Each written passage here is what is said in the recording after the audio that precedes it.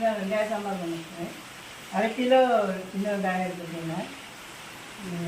புளித்தண்ணி, பருப்பு உளுந்தாப்பு எடுத்துக்கிட்டு, கொத்தமல்லி, மிளகாய், வெந்தயம், தேங்காய், கருவேப்பிலை, பெருங்காயத்தூள்.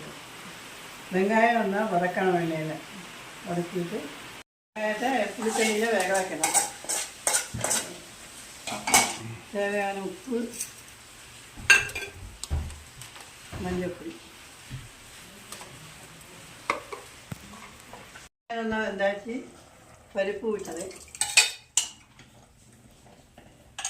அதுக்கப்புறம் தேங்காய் அரைச்சது, இந்த கொத்தமல்லி அரைச்சி இதில் அரைச்சது,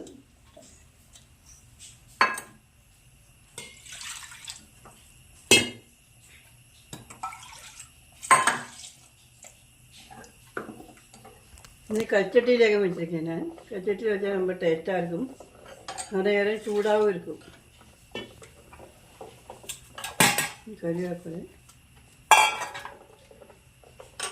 பெருங்காயத்தூள், கொத்தமல்லி, பச்சை கொத்தமல்லி போட்டால் நல்லா டேஸ்ட்டாக இருக்கும். என்கிட்ட இல்லையே பச்சை கொத்தமல்லி இன்னைக்கு, இதனால போடுறது.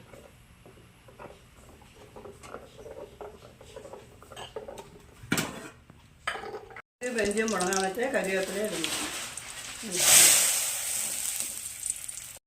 நல்லா 5 நிமிஷம் கொதிக்க வச்ச பின்னும் வெங்காய சாம்பார் ரெடி. கைச்சட்டி இருந்தாலும் கொதிச்சுக்கிட்டே இருக்கும். நல்லா சூடாக 1 மணிக்கூர் இருக்குது.